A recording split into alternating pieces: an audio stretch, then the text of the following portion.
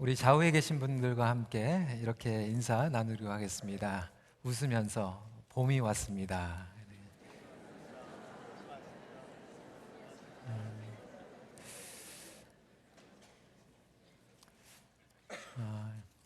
여러분들 주보 보시면 달라진 게 하나 있죠? 예.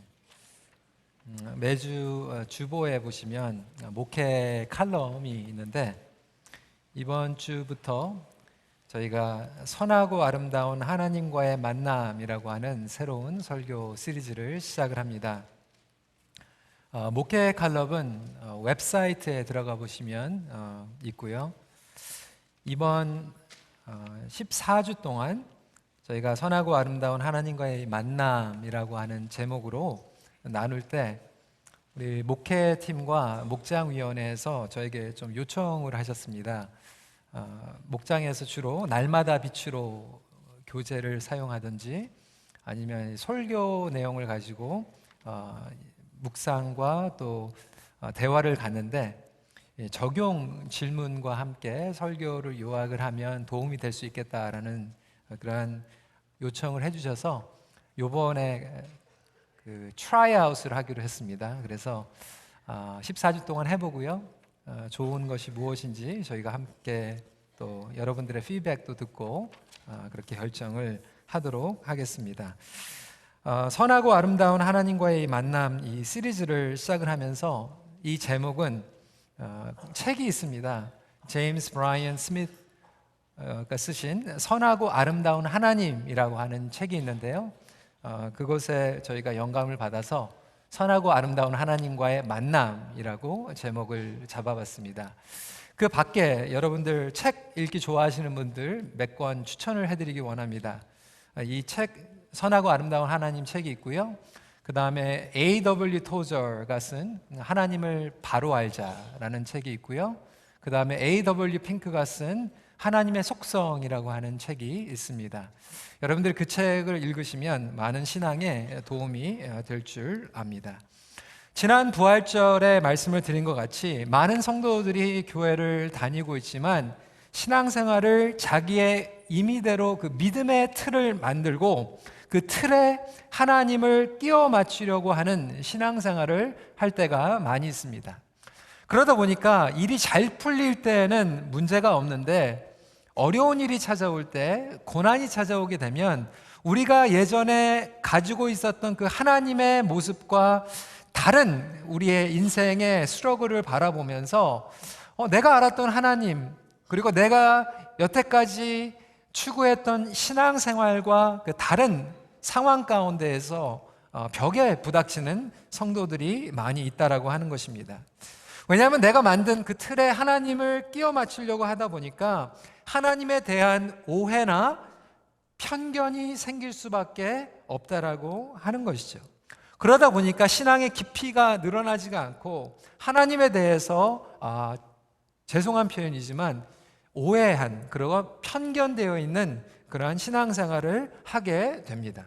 성도 여러분, 하나님을 바로 아는 것이 신앙생활의 힘이 되는 것입니다. 그래서 어떠한 하나님을 아느냐에 따라서 결국 우리는 그 하나님을 닮아가게 되어 있습니다.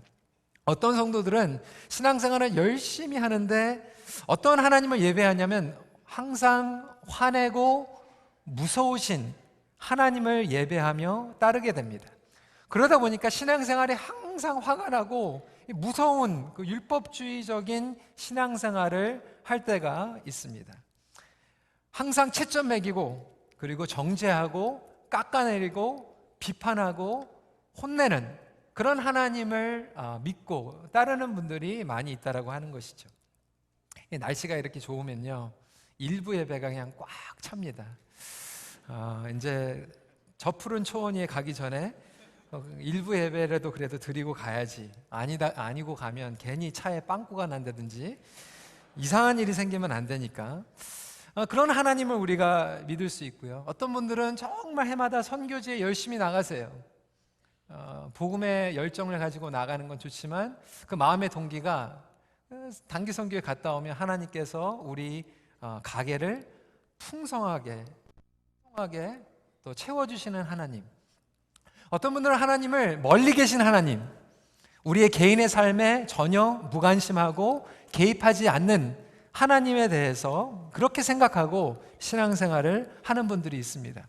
결국 우리가 어떠한 하나님을 알고 그 하나님을 예배하느냐에 따라서 우리도 그냥 그렇게 닮아가는 거예요. 가족도 닮아가고 공동체도 닮아가고 우리의 신앙의 영성도 그렇게 길들여가고 닮아지게 되어 있는 것입니다. 그렇다면 여러분들이 믿고 따르는 하나님의 모습은 과연 어떠한 모습입니까?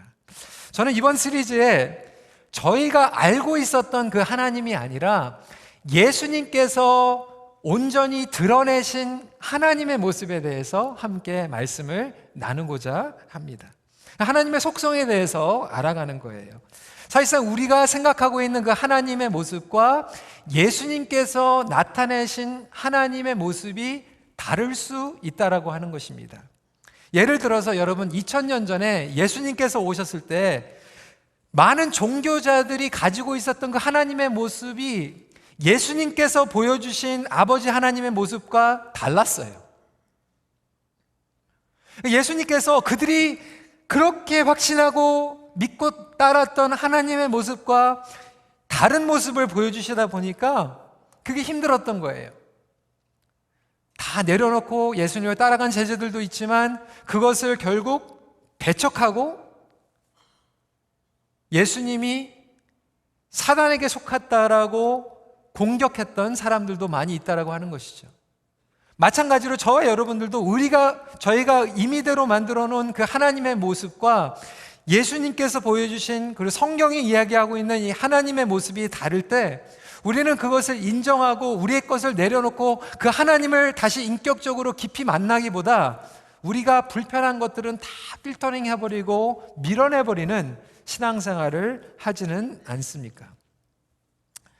그런 의미에서 저는 이번에 저희 모두가 하나님을 새롭게 만나고 또 깊이 만나는 그런 시간이 되길 원합니다. 오늘은 하나님의 선하심에 대해서 다시 함께 나눠보도록 하겠습니다. 성도 여러분, 하나님은 우리가 처한 상황이나 느낌과 상관없이 선하신 분입니다. 하나님의 선하심이 불변하다는 것, 절대적이라고 하는 것입니다.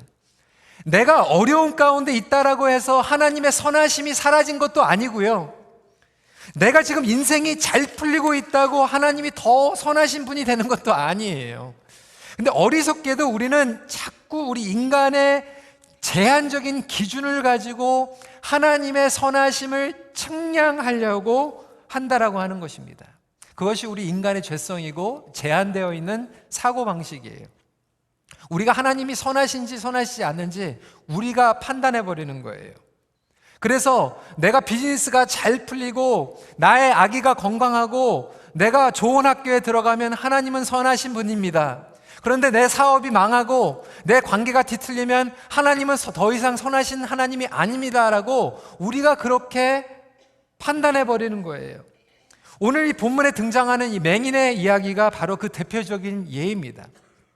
예수님과 제자들이 지나가는데 태어났을 때부터 앞을 보지 못하는 맹인이 있는 거예요. 그 맹인을 본 제자들의 반응은 어떠했습니까? 2절 말씀 같이 읽도록 하겠습니다. 시작. 제자들이 물어 이르되 랍비여, 이 사람이 맹인으로 난 것이 누구의 죄로 인함이니까? 자기니까? 그의 부모이니까?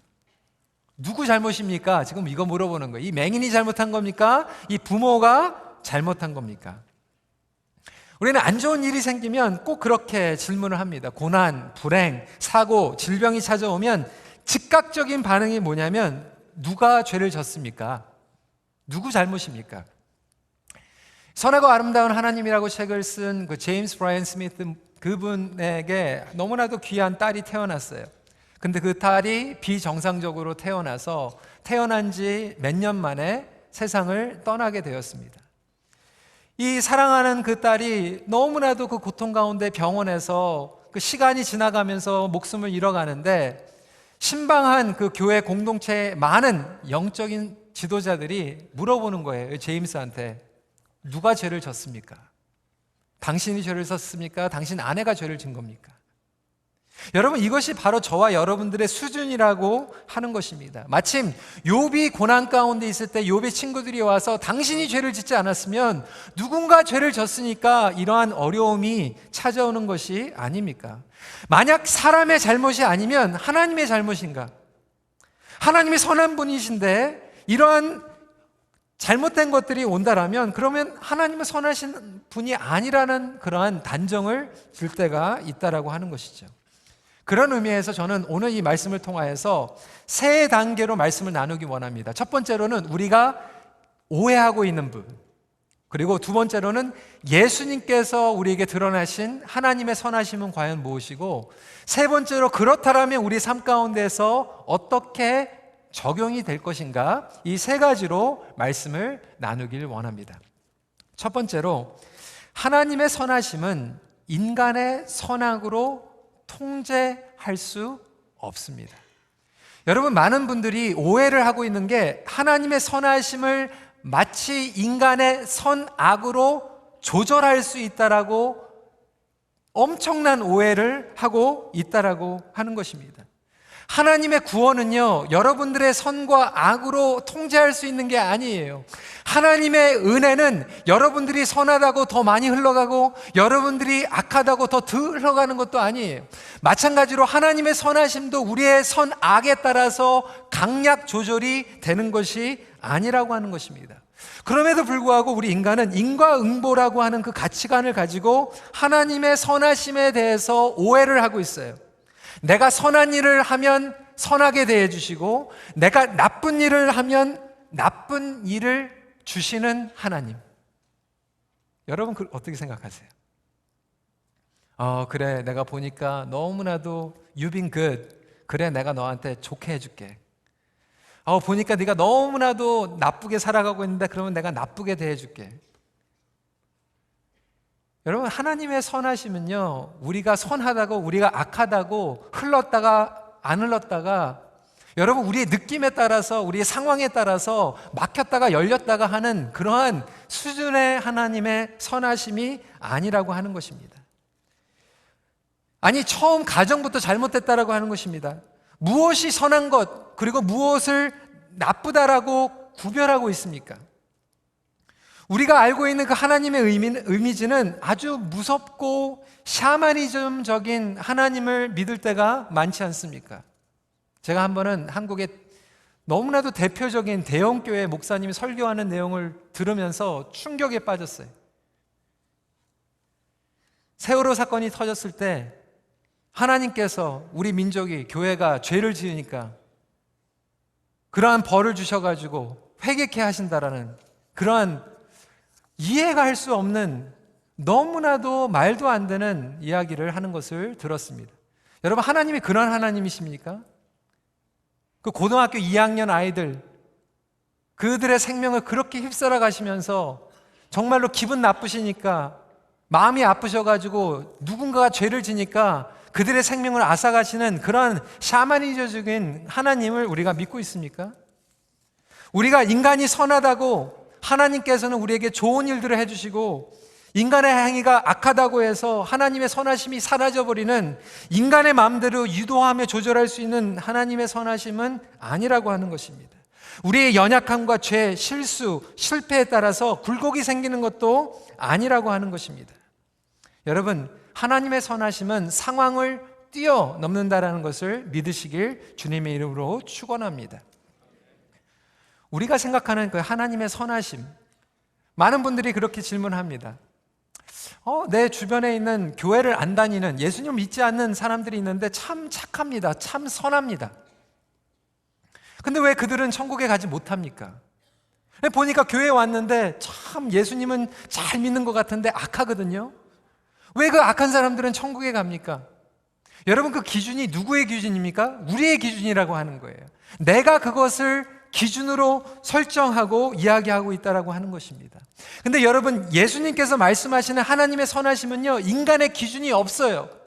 그 구원 자체가 저와 여러분들이 자격이 있어서 구원을 받은 게 아니라고 하는 것입니다. 우리가 어떠한 자격이 있기 때문에 하나님의 은혜가 더 흘러가는 것도 아니고, 자격이 있기 때문에 하나님의 선하심이 흘러가는 것도 아니라고 하는 거예요. 여러분, 오늘 이 맹인이 등장을 하는데, 맹인이 치유받는 자격이 무엇입니까? 어떤 자격입니까? 6절 7절 말씀 같이 읽도록 하겠습니다. 시작. 땅에 침을 뱉어 진흙을 이겨 그의 눈에 바르시고 이르시되 실로암 못에 가서 씻으라 하시니 이에 가서 씻고 밝은 눈으로 왔더라. 여러분, 요한복음 9장을 아무리 살펴봐도요, 이 맹인이 더 종교적이었다, 이 맹인이 부모님들을 더 잘 공경했다, 더 예배 잘 드렸다, 그런 기준이 없어요. 그런 자격이 없습니다. 하나님께서 예수님을 통하여서 절대적인 주권을 가지고 택하신 것뿐이에요. 그것이 하나님의 선하심의 기준인데, 하나님의 주권과 하나님의 뜻과 하나님의 계획과 하나님의 사랑이 절대적인 선하심을 증거하고 있는 기준인데, 우리는 우리 인간의 기준과 자격으로 그것을 드러내고 있다라고 하는 거예요. 그러다 보니까 지금 종교 지도자들이 딜레마가 빠진 거예요. 가만히 있어봐. 지금 이 맹인이 안식일날 눈을 떴거든요. 예수라는 분이 안식일날 병을 고치는 거면 그거는 선한 게 아닌데, 분명히 선한 행동이 아니라고 하면 이것은 하나님이 한 것이 아닌데 라는 지금 결론으로 가고 있는 거예요.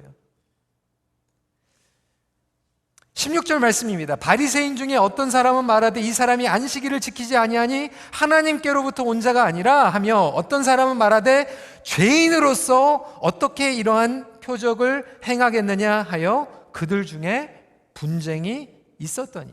예수님의 자격이 뭐냐? 이 맹인의 자격이 뭐냐? 여러분, 우리는요, 선악을 어떠한 자격을 하냐면 우리의 개인적인 선악의 기준과 자격으로 그것을 정의를 내리고 있기 때문에 분쟁이 일어날 수밖에 없고 오해가 생길 수밖에 없다라고 하는 것입니다. 제가 북인도에 우리 선교팀하고 선교를 갔습니다. 거기 인도에 사시는 한 분이, 제가 캐나다에서 온 목사라고 하니까 새 차를 가지고 왔어요. 자동차. 저한테 부탁을 하는 거예요. 저보러 손을 얹고 기도를 해달라는 거예요. 제가 들어보니까 벌써 이미 그 교회 목사님한테 기도를 받았어요.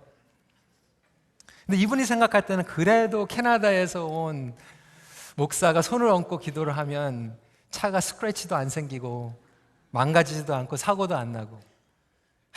여러분, 제 차도 스크래치 났거든요. 굉장히 샤머니즘과 같은 그런 생각이죠. 근데 우리가 신앙생활을 하면서 마찬가지예요. 비즈니스로 오픈을 했는데 신방 전도사님이 와서 기도한 것보다는 그래도 담임 목사가 와서 기도하면 비즈니스가 더 잘 될 것 같고, 우리 인간의 자격과 우리의 조건에 따라서 하나님의 선하심이 강약이 조절이 되는 것 같은, 얼마나 큰 오해입니까?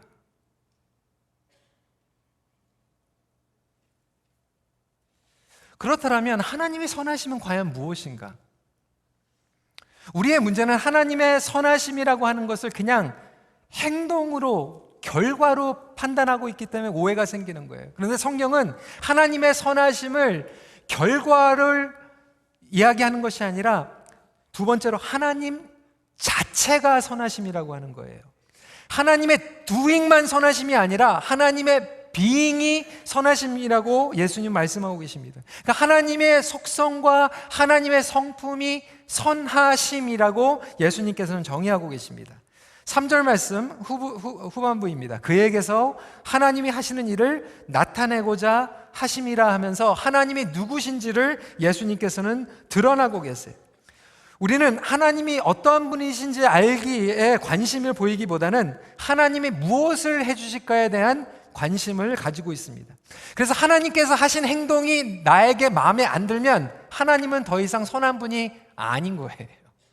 근데 여러분, 이 영어로 표현이요, 이 영어의 그 하나님, God이요, 영어로 뿌리로 보면 어떻게 번역이 되냐면 good.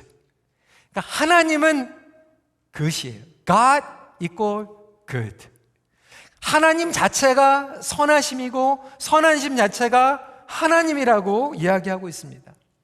히브리어에서도요, 선하다라고 하는 것, 좋다라고 하는 것이 토브라고 하는 단어를 사용하고 있는데, 그 토브는 우리가 뭐 맛있는 거 먹고 오늘 음식 좋았어, 오늘 예배 좋았어, 오늘 찬양 좋았어, 이런 굴곡이 있는 것을 좋다라고 얘기하는 것이 아니라, 창세기에서 하나님께서 천지만물을 창조하시고 인간을 창조하시면서 그 자체만으로 좋다, 존재성을 얘기하고 있고 가치관을 얘기하는 것이 좋다라고 하는 표현을 이야기하고 있습니다. 오늘도 하나님께서는 여러분들을 보시면서 좋다라고 표현하고 계십니다. 여러분들이 뭐 손을 올려서 찬양을 하고, 아니면 뭐 열정적으로 11조를 더 많이 드리고 또 봉사하고, 그래서 오늘은 좋았고 어저께는 별로였어, 그것이 아니라 여러분 자체를 보시면서 하나님께서는 좋다라고 말씀하고 계시는 거예요. 그것이 바로 하나님의 선하신 계획이라고 성경은 이야기하고 있는 것입니다. 하나님의 성품 자체가 선하시, 하나님의 뜻 자체가 선하시고, 하나님의 축복이 선하시고, 하나님의 동행이 선하시고, 하나님의 임재하심이 선하시고, 하나님의 그 기준 자체가 선하다라고 하는 거예요.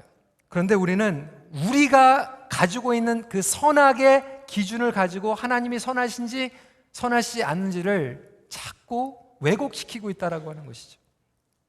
우리 인간의 짧은 생각으로 하기 때문에 그래요. 제가 예전에도 말씀을 드렸지만 저희 딸이 둘이 있습니다. 3살 차이에. 첫째는 지금 11학년, 둘째는 8학년입니다. 이게 4년 전 일이죠. 저희 첫째 딸이 7학년에 올라가는데 다운타운에 있는 학교에 입학을 하게 되었습니다. 예전에는 엄마나 아빠가 학교에다가 데려다주고 또 이제 학교가 끝나면 방과 후에 또 픽업해주고 이렇게 되니까 괜찮았는데, 이제는 혼자서 이 7학년 나이에 무거운 가방을 메고 이제 전철을 타고, 그것도 다운타운에서 막 계단으로 올라갔다 내려갔다 뭐 이렇게 하니까 불안하잖아요. 그래서 저희가 중고 그 스마트폰 전화기를 구해서 줬습니다. 얼마나 신났겠어요. 7학년짜리가 이 전화기가 이제 자기 처음으로 생긴 거예요. 왜냐하면 이제 거기 안에서 또 혹시 길을 잃어버리거나 그러면 우리가 거기에 GPS 시스템도 있고 이렇게 트래킹 다운도 할 수 있고 문자도 보낼 수 있으니까 그거를 주면서도 좀 불안했습니다. 근데 이제 집에서 난리가 난 거죠, 드라마가. 왜냐하면 4학년짜리 우리 둘째 딸이 난리가 난 거예요. 우리 언니는 지금 전화기가 생겼는데 자기는 지금 전화기가 없다라고 하는 거죠. 이거는 불공평한 거예요. 언니는 전화기가 생겼는데 자기는 전화기가 없는 거잖아요. 우리가 아무리 설명을 해도 이해가 안 되는, 네가 왜 전화기가 필요하니? 네가 뭐 전철을 타고 다니는 것도 아니고. 그래, 자기는 자기 나름대로 전화기가 필요한 거죠. 자기도 자기 친구들하고 하고 엄마 아빠한테도 자기도 문자도 보내고 싶고 뭐 그렇게 얘기하는 거예요. 우리가 안 된다고 얘기했어요. 우리 딸아이가 방 문을 딱 닫고 이제 딜레마가 생긴 거죠. 어떤 딜레마입니까? 과연 우리 아버지는 선한 아버지인가?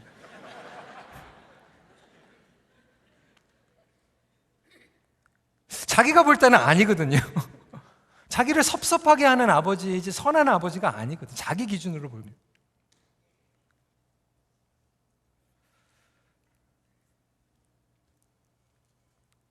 여러분 한번 생각해 보세요. 피카소의 그림이 얼마나 비싼 그림입니까? 수천백 밀리언짜리가 드는 그 그림을 가지고 아무리 중학교 애들, 아니 초등학교 애들한테 그걸 주고 이거 진짜 귀한 그림이라고 하면 너무나도 추상적이기 때문에 걔네들이 보고 이건 마음에 안 드는데, 조금 뜯어 고쳤으면 좋겠는데. 여러분, 그것을 고치는 순간 그것은 선한 게 아니에요. 그것이 선한 거는 피카소가 의도하고 표현하고 싶었던 그대로를 표현할 때 그것이 선한 것이지, 내가 내 입맛에 안 맞는다고 내가 고치고 내가 좋아하는 색깔, 내가 좋아하는 그 컨셉과 디자인이 들어갔다고 그것이 선해지고 덜 선해지는 게 아니라고 하는 거예요. 우리 첫째 딸은 어머니를 조금 닮았고 둘째 딸은 저를 좀 닮았다고 붕어빵이라고 얘기를 들을 때가 있었습니다. 요즘은 그래도 좀 철이 들어가지고 하하 하고 웃고 지나가는데, 어렸을 때는 굉장히 싫어했어요. 누가 아빠 닮았네 그러면 되게 싫어했어요. 왜냐하면 그 말은 남자 닮았다라는 뜻으로 이해를 했어요. 한 번은 나야가라 쪽에 이제 결혼식이 있어가지고 이제 갔는데, 제가 주차를 하고 저희 딸만 먼저 결혼식장에 막 뛰어가는데, 나야가라에서 목회하는 목사님 한 분이 제 딸만 딱 들어오는 거 보더니 쟤는 분명히 노희성 목사 딸이다. 붕업. 그 정도로 어렸을 때는 닮았어요. 여러분 한번 생각을 해보세요. 요즘 우리 딸이 이민호 모르고 송중기만 이렇게 좋아하는데, 이제 더 이상 나는 아빠 닮기가 싫어. 그래서 강남에 아주 유명한 성형수 집에 가가지고 이민호 스타일로 제 얼굴을 바꿔주세요. 송중기식으로 바꿔주세요. 그러면 더 이상 그것이 선함이 아니라고 하는 것이죠. 하나님께서 말씀하시는 것은 하나님께서 그 자체가 선하심이고, 우리를 하나님의 형상으로 만들어주셔서 우리가 그 선하심 가운데 거하는 그 자체가 선한 삶이라고 말씀하고 계시다라고 하는 것입니다. 인간의 고통의 문제도 마찬가지예요. 하나님께서는 우리를 사랑하시고 우리를 택하시고 우리를 성화시키심으로 말미암아 우리가 더욱더 예수 그리스도를 닮아가는 삶을 살아가도록 불러주셨다라고 하는 것입니다.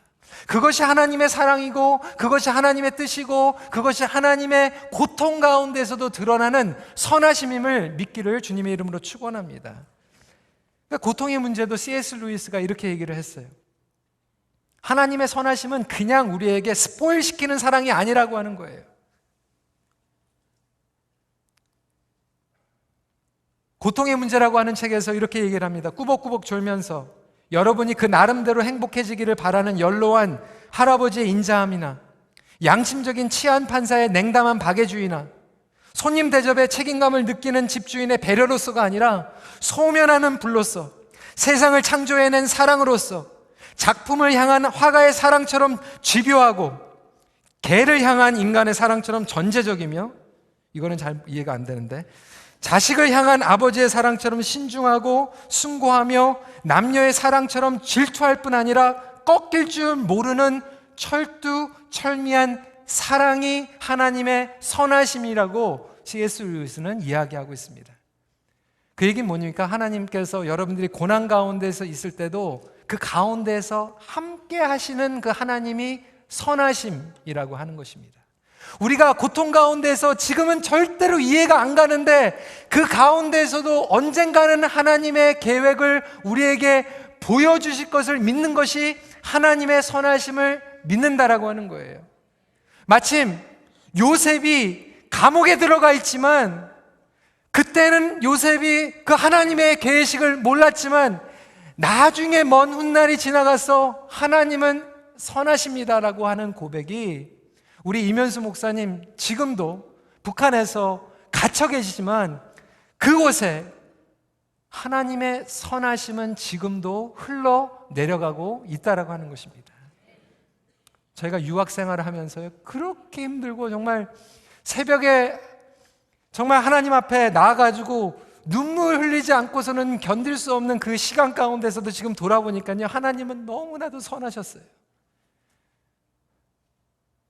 내가 좌절할 것 같고 실패할 것 같고 더 이상 어떠한 꿈을 가지고 미래로 나가야 될지 모르는 그 순간까지도 하나님께서는 선하신 가운데서 우리와 함께 계시다라고 하는 거예요.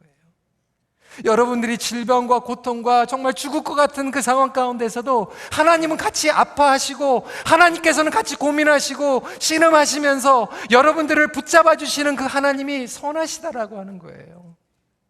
여러분, 그래서 하나님의 선하심의 절정은 예수 그리스도이심을 믿으시기 바랍니다.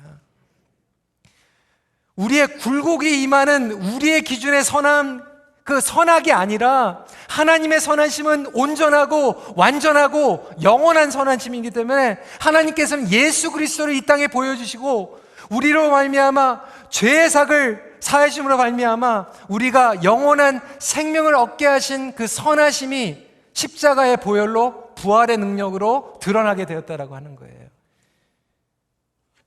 여러분, 그것이 바로 이 맹인이 경험하는 거예요. 잘한 거 아무것도 없고요, 인간적인 기준에 택함을 받을 기준이 없는데도 불구하고 예수님께서는 그냥 택하셔서 그를 보게 하시고 구원시키심으로 어두운 가운데 있었던 인생의 빛을 보게 만드시고 하나님을 증거하는 삶으로 변하게 하신 그 자체가 선하심이라고 하는 거예요. 육체적으로 더 잘 보고 못 보고, 내가 더 잘 듣고 못 듣고, 재정적으로 잘 풀리고 덜 풀리고가 하나님의 선하심이 아니라, 그거에도 불구하고 빼앗아갈 수 없는 하나님의 선하심을 우리에게 예수 그리스도를 통하여서 이루셨다라고 하는 것입니다. 여러분, 어떠한 상황 가운데서도 흔들리지 않는 이 선하심을 붙잡는 저와 여러분들이 되시길 주님의 이름으로 축원합니다. 마지막입니다. 하나님의 선하심에 압도당하는 삶을 살아가십시오. 우리 시편 34 그리고 8절 같이 읽도록 하겠습니다. 시작. 너희는 여호와의 선하심을 맛보아 알지어다. 여러분, 그 선하심은요, 우리의 상황에 따라서 맛보는 게 아니에요. 상황에 상관이 없이 맛볼 수 있는 선하심입니다. 이 선하신 하나님과 관계로 들어가는 신앙생활이 성숙한 신앙생활이에요. 고난 가운데서도 선하심을 맛보는 사람들이 성숙한 신앙을 추구하게 됩니다. 앞길이 불확실해도 변치 않는 것은 하나님의 선하심이기 때문에 그렇습니다. 여러분, 우리의 기대는 깨질 수밖에 없어요. 여러분, 실망하지 않습니까? 상황은 바뀌어요. 사람은 바뀌어요. 하지만 하나님의 선하심은 바뀔 수가 없어요.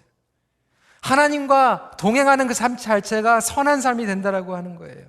그래서 예수 그리스도를 정말 믿는 사람들의 특징은 그 하나님의 아름다움에 압도당한 삶을 살아가게 됩니다.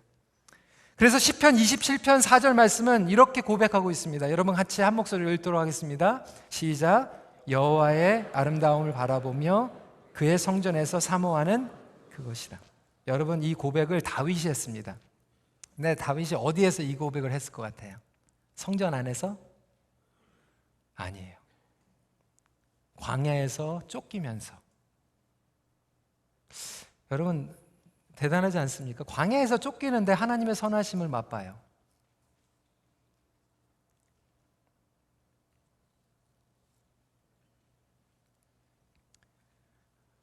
신앙의 선숙도는요, 내가 성경 지식 얼마나 많이 알고 있느냐로 측정이 되는 게 아닙니다. 신앙의 성숙도는요, 내가 얼마만큼 많은 사역을 하고 있느냐에 따라서 측정이 되는 게 아니에요.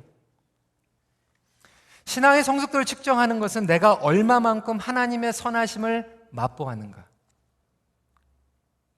좋은 상황에서도 하나님의 선하심을 맛볼 수 있고, 안 좋은 상황 가운데서도 하나님의 선하심을 맛볼 수 있는 것이 신앙의 성숙도를 이야기하고 있다라고 하는 거예요. 여러분, 공동체 안에서도요, 그렇게 성경 공부 많이 했는데 악한 사람들 많아요.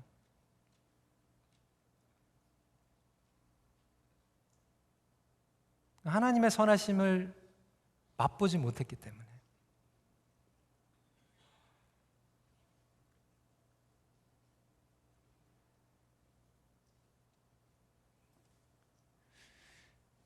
여러분, 요즘 결혼 시즌입니다. 매주 결혼식이 있어요. 우리 결혼한 커플들 결혼식하고 돌아오면 얼굴이 달라져요. 얼마나 행복한지 몰라요. 이게 웃으시지만 그거 잠깐이지.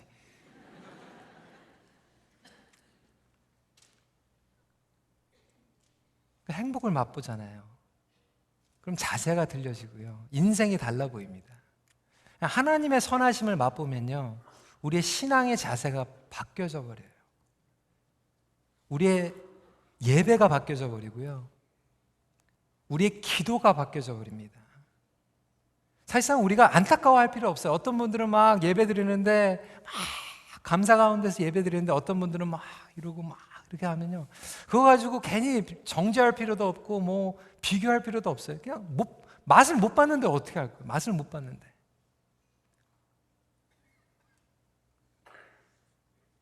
여러분, 하나님의 선하심을 맛보게 되면요, 더 이상 우리의 미래가요, 불투명하거나 불확실한 가운데에서 두려움의 대상으로 오지 않아요. 여러분, 왜 불안하세요? 하나님이 선하신데. 여러분, 하나님이 선하신 것을 정말 맛보셨습니까? 어떠한 상황 가운데서도 여러분들을 지켜주시고, 여러분들과 동행하여 주시고, 여러분들을 보호해 주신 것을 맛보셨어요? 그럼 왜 내일이 두려워요? 하나님 선하신데. 하나님의 선하심을 맛보지 못한 분들이 맨날 내일 망한다, 우리 망했다. 왜 망해요? 하나님 안에서 선하신 하나님께서 우리를 사랑하시고 작정을 하셨는데, 독생자 예수까지 보내셔가지고 그 선하심을 완전히 완성시키셨는데, 그 예수님께서 여러분 안에 내주하고 계시는데 왜 망합니까?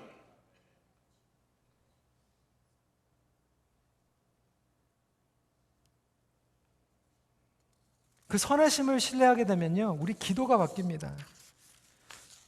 줄리안 여사가요, 이런 고백을 했어요. A.W. 토저의 책 능력이라고 하는 책을 보면 이런 고백이 나옵니다. 좋으신 하나님께 신실하게 기도하고 그분의 은혜를 진정으로 이해하면 사랑 안에 굳게 서서 나아가는 것이 우리가 생각해낼 수 있는 그 모든 수단을 동원하여 어떤 것을 하는 것보다 하나님께 더욱 큰 영광이요 더욱 큰 기쁨이다.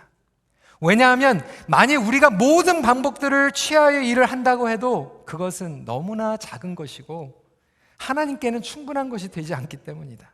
그러나 그분의 선하심 속에는 모든 것이 들어있고 또한 거기에는 어떤 것에도 실패함이 없다.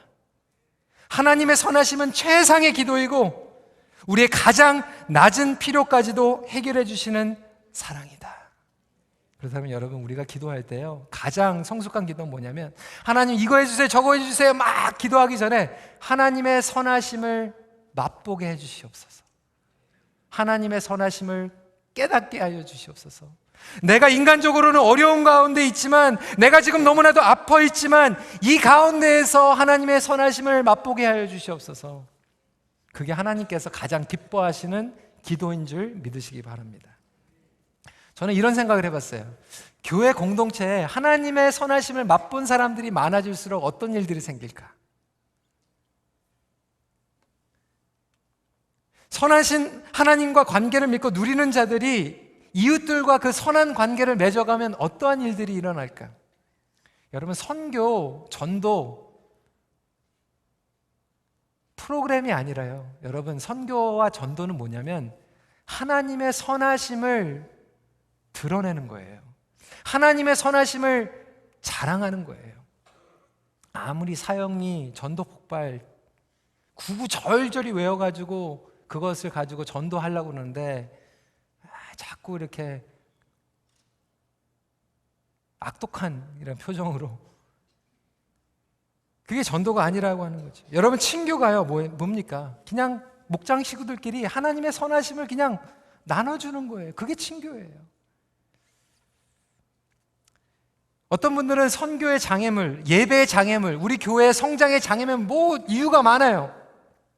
재정이 부족하고 후원이 부족하고 시스템이 부족하고. 여러분, 가장 큰 장애물은요, 재정도 아니고 후원도 아니고 시스템도 아니에요. 여러분, 가장 큰 장애물은 뭔지 아십니까? 하나님에 대한 오해예요. 예수님께서는요, 맹인을요 침을 뱉어가지고 치유하세요. 아니, 침도 필요 없어요. 예수님께서 택하시고 주권적으로 사랑을 베풀어 주시면 하나님의 선하심이 드러나고 인간이 바뀌는 거예요. 우리 인생이 바뀌어져 버리는 거예요. 자꾸 우리가 선교 돈 없어서 못하고, 뭐 예배, 교육 돈 없어서 못하고, 여러분, 그 핑계예요. 장애물은 돈이 아니에요. 사람이 아니에요. 우리가 잘못 생각하고 있는 오해입니다. 예수님을 나누는 게 선하입니다. 맹인은 다 몰랐어요. 한 가지 맛본 게 하나님의 선하심이었습니다. 율법적으로도 몰랐어요. 하지만 부인할 수 없는 선하심이 있었습니다. 33절 말씀입니다. 같이 고백하도록 하겠습니다. 시작. 이 사람이 하나님께로부터 오지 아니하였으면 아무 일도 할 수 없으리이다. 나는 몰라요. 나는 배운 거 없어요. 나는 잘한 것도 없어요. 그런데 하나님은 선하십니다. 성도 여러분, 말씀을 정리합니다. 선하신 하나님 안에서 선한 삶을 흘려 내보내십시오. 기도하겠습니다.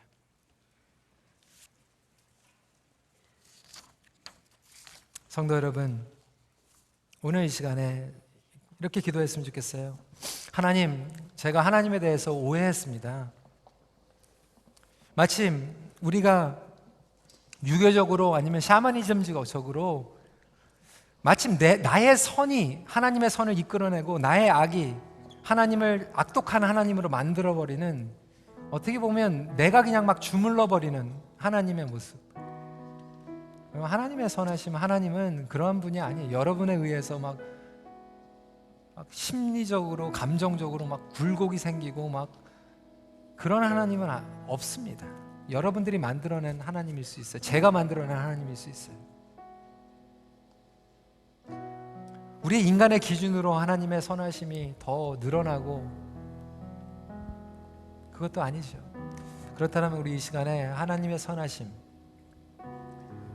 선하심을 더 깨닫기 원합니다. 예수 그리스도를 인격적으로 깊이 만나기 원합니다. 여러분, 하나님께서는 여러분들에게 늘 함께 계세요. 여러분들, 오늘 저희들이 예배 드리는 게 여러분들이 일주일 동안 잘했기 때문에 여기 앉아 있습니까? 여러분, 우리가 뭐 더 종교적으로 더 거룩해서 하나님께서 우리에게 더 선하게 대해주세요? 그렇지 않아요. 그렇기 때문에 하나님이 선하신 거예요.